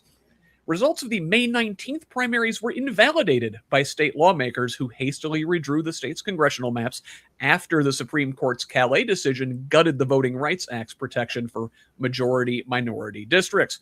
2nd District incumbent Shamari Figures is the most likely casualty of the gerrymander, his district going from a little less than half black to a little less than 40% black. Under the new maps, he will face State Representative Rhett Marcus, who won the Republican primary in November. Megan, thoughts about any of those? So I didn't look into those as closely as I did the Minnesota, Wisconsin primaries. But again, I do think we see the overarching theme of things moving more progressive, candidates that are younger. It was in Alabama that they threw out the original. Hi there. But I do think the redistricting, the direct consequences of that. Oh my gosh, can you still hear me? I'm sorry. Yes. Okay. The direct consequences of redistricting, which we're going to see come up again in Indiana. I mean, it's terrifying that all of the Republicans that actually voted against redistricting all got like primary. I mean, I don't know if we're going to talk about Deary, but it's like people are. It's scary. It's scary. We saw the direct consequences of redistricting and the example from Alabama. But yeah, my overall thoughts are, hey, things are moving more progressive. Things are moving younger. I mean, there's hope. We just got to win in the midterms. Brad, final takeaways from Tuesday. It's time for change, and I just keep beating the drum. We need to be focused on things that are going to make a difference in people's lives. We need to make sure that when we get in power, we do the work instead of fighting against each other. I saw a cartoon that showed, what Democrats are against each other, and they had a picture of Godzilla, and then below it said what Democrats are against Republicans, and had a picture of Barney the dinosaur. We need to flip that. We need to be working together, and we've got the best chance in decades to flip this seat to the Democrats, and that's my plan. And listen, that's my district, so we're pulling for you big time there, Brad. Let's move on. So we've talked about these primaries. There's only a few states yet to hold primaries over the coming weeks, and the general, excuse me, in November will be held under conditions where the Trump administration is waging an all-out assault on voting. Now, this week, a federal judge ruled against President Trump's most recent executive order that sought to create a federal voter list and directly involve the U.S. Postal Service in election operations in a way that could limit mail-in voting. This creates another hurdle for the administration to overcome should it get the initial injunction lifted by the Supreme Court. Recall in July, the administration requested that the court halt lower court decisions that have blocked his sweeping voting changes in nearly half the country. Now, in preparation for what may happen after November, top Democrats are simulating election threats. And this is from The Guardian. So at a D.C. conference room last month, some of the most senior Democrats in the U.S. Senate gathered to plan for a prospect that only recently would have felt more akin to science fiction. They started to wargame democracy. Chuck Schumer was there, along with Senators Alex Padilla, Adam Schiff, Mark Warner, Alyssa Slotkin, and Raphael Warnock, and some of the scenarios they considered. Realistic AI deepfake videos showing quote-unquote evidence of widespread election fraud, threats to withhold Office of Management and Budget funding for states that refuse to turn over their voter rolls, threats of FCC action against news outlets debunking the deepfakes, armed vigilantes at ballot drop boxes. This one actually happened in 2022. The firebombing of an early voting site and last-minute deployment of ICE or the National Guard to polling stations. And, those are some of the things they're preparing for. But, here in Indiana, we have, I think, the results or evidence of election theft happening in plain sight. And this is from the Indiana Capitol Chronicle. So this week, the Indiana Recount Commission flipped a Republican primary race in favor of the Trump-endorsed challenger Paula Copenhaver over incumbent state senator Spencer Deery, who opposed that congressional redistricting last December we were talking about, turning a 3-vote Deery lead into a 3-vote margin for the challenger. And now I'm reading directly. Quote, the commission threw out 8 votes for Deery and 2 for Copenhaver, all largely for technical reasons over missing signatures or initial county election officials on absentee or provisional ballots. The 3-member recount commission was divided 2-1 on tossing out 7 of the 8 votes that Deery lost.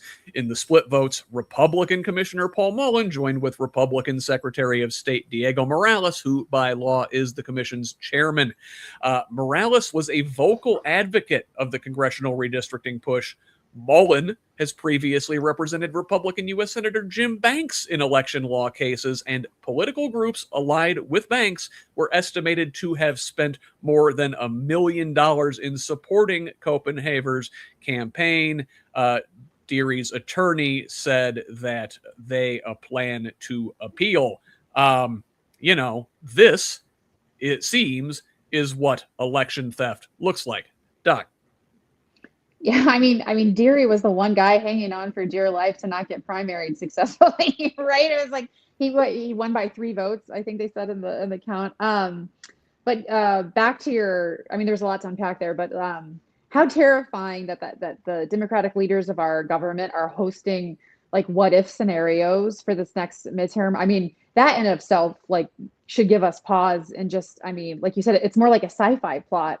I'd like to know what they do. Like what I'd like to know what the end result of that training was. Like, what do you do if they start spamming everyone with AI deep fakes about election fraud, or if people I'd like to know those things as a voter who's going to show up on election day. But yeah, I think the Spencer Deery news is just is a great example of true election theft. I think his lawyer had said nobody has ever thrown out paperwork just because for missing signatures or that's not a standard thing to do. And of course and it's also disenfranchising voters, who actually voted, showed up and did their thing. And then somebody didn't sign the paperwork, and so they throw the votes out. It's really distressing. And like you said, they like to broadcast all these, there's millions of illegals voting in our elections. And then here we have actual proof of disenfranchisement and theft done by our actual political representatives. So, it's scary. I don't know what else to say except to show up and vote and screw them anyway. Well, Brad, listen, we've seen the numbers on this. The actual amount of voter fraud is, something in the hundreds of cases over the last 40 years compared to the billions of ballots cast. It's a fraction of a fraction of a fraction of a percent. This is the voter fraud that we're supposed to be worried about right here. Right. And to me, I think this is just another example of a symptom of the problem, right? And I'm not saying that what happened was right, but I think there's a bigger picture. It's kind of like, when a football team loses and they say, well, the referee, made a bad call and it threw the game. It's like, well, if they were ahead by 14 points, that one bad call wouldn't have made a difference. Right. The fact is that a person that stood up for what was right in Indiana, a Republican who stood up for what was right in Indiana, was within 3 votes of losing, and then they found a way to take it away from him. The fact that they took it away is one problem. The fact that the constituents of Indiana only gave him a 3-vote margin to work with to begin with is a symptom of how far we've slid in this society. Nixon resigned because of what today would have been, what would they call it, a 1-week headline. This is now, Watergate is now small potatoes compared to what happens on a regular basis. And we have got to stand up and fight for our democracy, and that's why I'm running. Well, Brad, to your point, yeah, it's like there's a different Watergate every day under this Trump administration, and I think you were getting at it, was that it was Republicans who made Nixon resign. Barry Goldwater and other senators walked into his office and said, "Sir, if you don't resign, we will impeach you." Where is that now? Megan, we see the far right of the the far right of the Indiana Republican Party. They're gathered in tents in cornfields holding what amounts to a modern day Klan rally these days. Yeah, I mean, the people that have replaced the reasonable, I'll use that in quotes, Republicans who voted against redistricting are so much farther to the right. I mean, which is hard to say out loud because we already have what I would consider right to the right, like, standard GOP within our own state government. But like is it Chris Garton? Was that his name? Oh, Chris Garton. Yes. Yeah. I mean, when I was listening live to the redistricting, like, with the talk, and I had no idea who he was. And he got up there and started talking. And I was like, who is this guy? He's like slamming things around. He's like, he seemed like a completely non-serious person. But now he's the one who's going to, very likely be the head of the Senate, like president of our Indiana state government. I mean, the people that's what scares me is that when Trump said he was going to primary all these people who didn't do what he said, and then he really did primary all of them. They funneled so much dark money into these campaigns. And now the people that will be the next General Assembly session really does terrify me. But yeah, the meeting in cornfields. Oh my gosh. It was kind of funny too, what you were talking about with that group that met out in the middle of nowhere. And it was like, there were some people who had agreed to go, but then decided to leave because it seemed so shady. Like, and they're like, maybe this isn't a good look. Maybe this isn't a good look to like, meet out here in the middle of nowhere in the dirt and, pro-nationalist, pro-Christian, white Christian nationalist, slogans. I joked that they're big fans of efficiency. It used to be Indiana Republicans would all bring their own white hood, and now they just all crammed under one big one. And Fair. Yeah, it's not a good look. And Brad, to Megan's point, like I think we forget the historical perspective. The folks that we've got now in the Republican Party are so far right. They are by all fascism scholars' accounts, fascists, and the quote unquote reasonable Republicans that we've had until recently, they were pretty damn far right themselves. We forget like how far right Reagan was when he ran in 1980, and now I'm afraid like the problem is we've got folks in the Democratic Party out there like talking of Reagan fondly, like. My guy, he launched his presidential campaign in Philadelphia, Mississippi, where the Freedom Riders were pulled out of that bus and murdered. Like, it's not subtle. It was not subtle. Yeah, what they're really trying to do is divide us and pit us against each other, so that we begin to think and view our neighbors as other. And this, we know where this hateful perspective leads us, and it belongs in our history. It has no part in our future, but they're trying to take us back to a time that we should have learned from. Yes, absolutely. What do they say about history? If you don't learn from it, you're bound to repeat it. Well, and they also say history may not necessarily repeat, but it certainly rhymes. We are rhyming like Biggie Smalls right now. It is definitely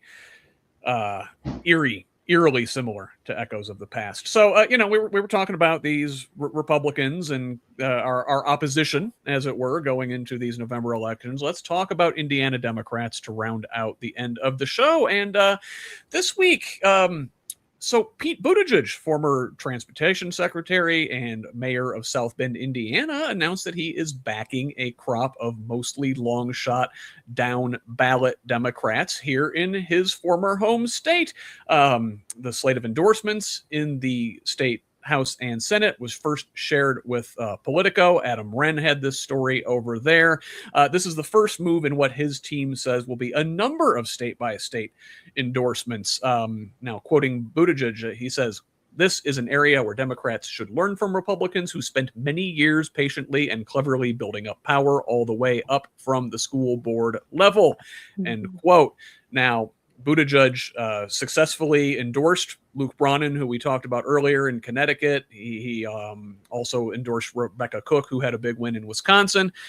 He also endorsed Angie Craig, who lost in Minnesota. So, and very much in the same way here in Indiana, his endorsements kind of span the gamut of the Democratic Overton window, as it were. He's backing state House candidates Ryan Kobanakis, Tiffany Stoner, Kim Townsend, and Lindsey Gromlich, and state Senate candidates Scott Huldeson and Gabriana Grotzel. The two Senate cats, those candidates are both like unapologetic progressives.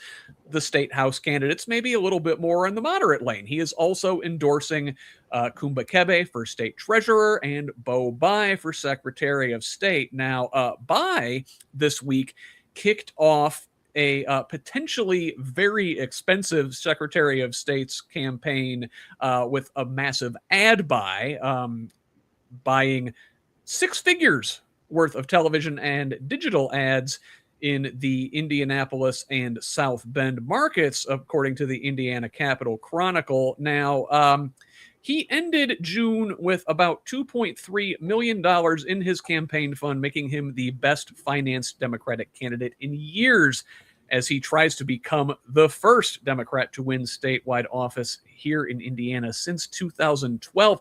And if we may, guys, I would actually like to watch his ad. It's only 30 seconds here. Let us have a peek.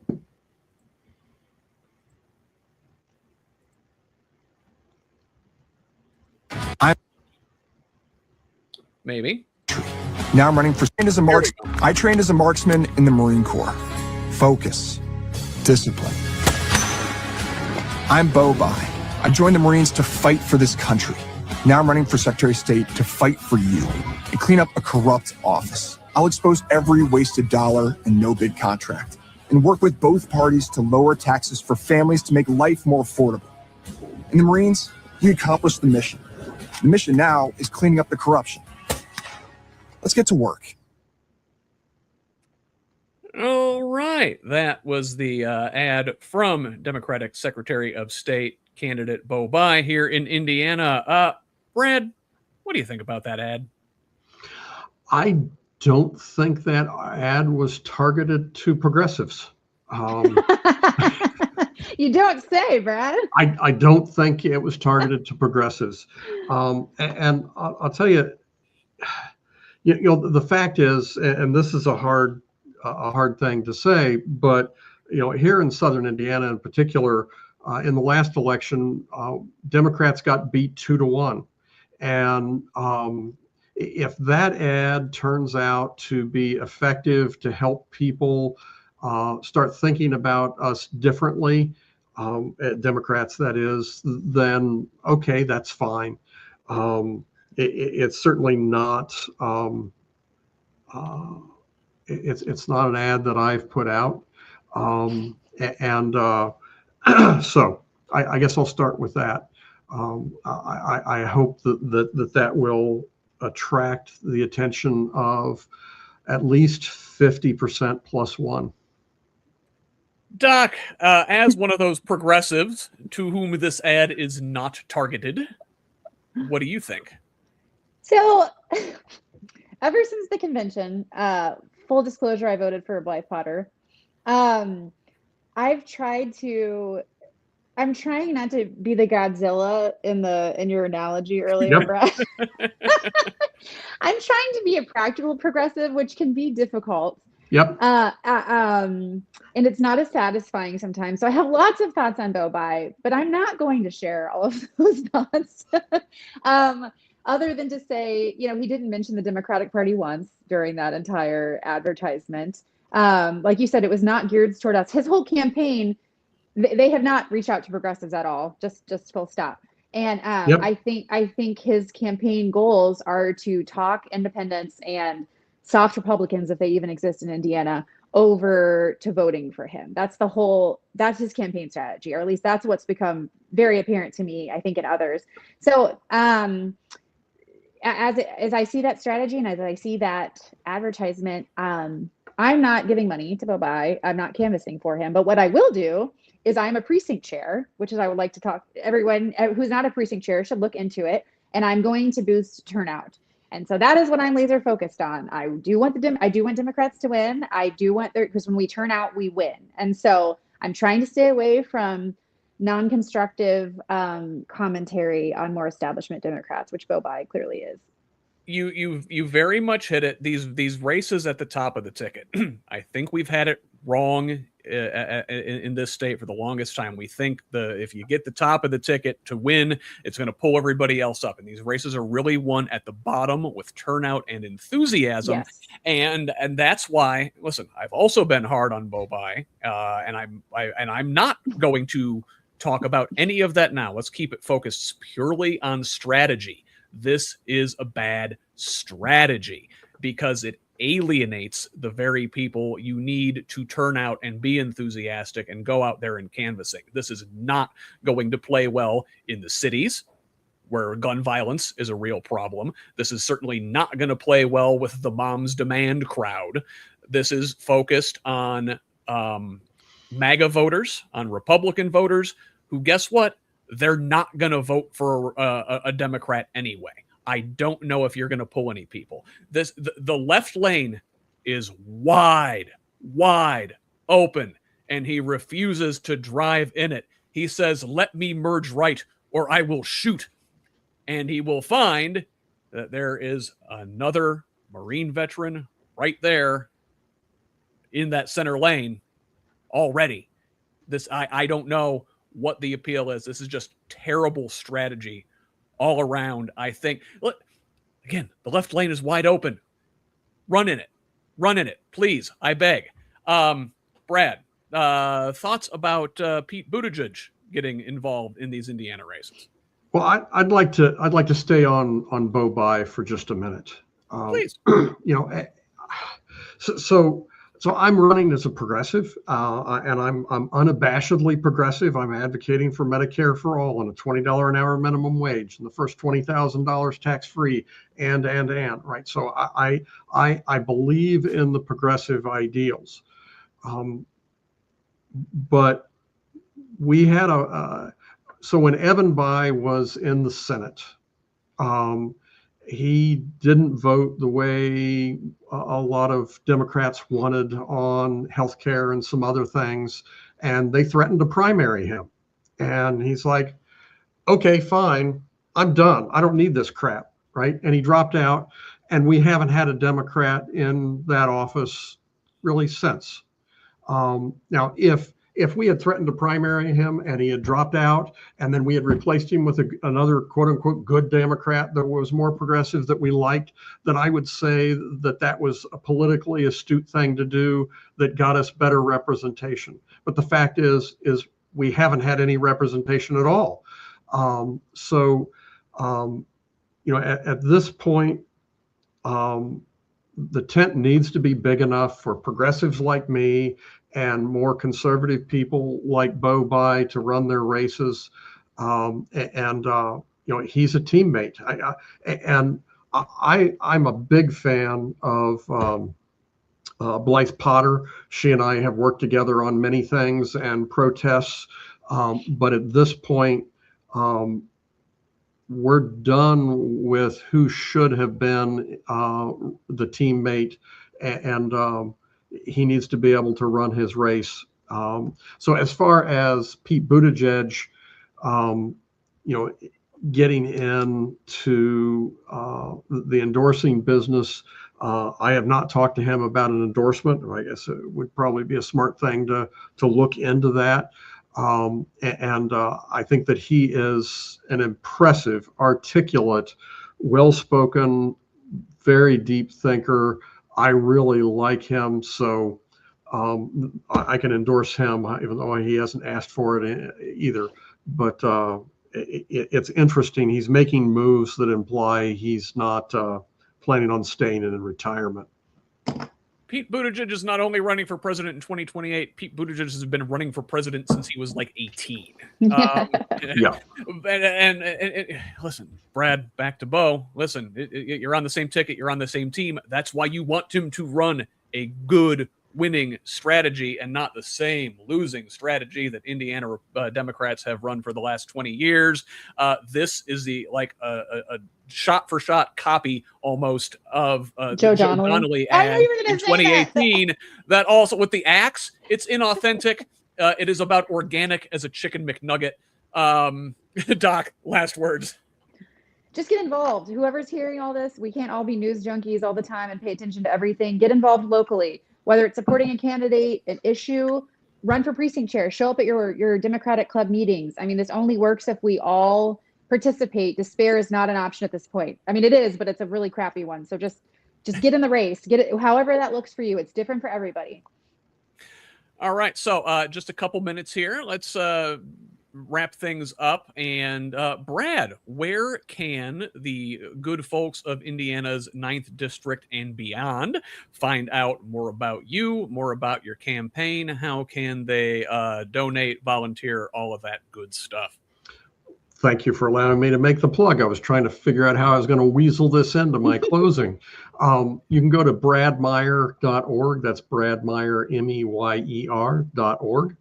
And there you can get information on donating. You can get information on my policy positions. And then there's a social media link that can take you to Facebook, X, and a variety of other platforms.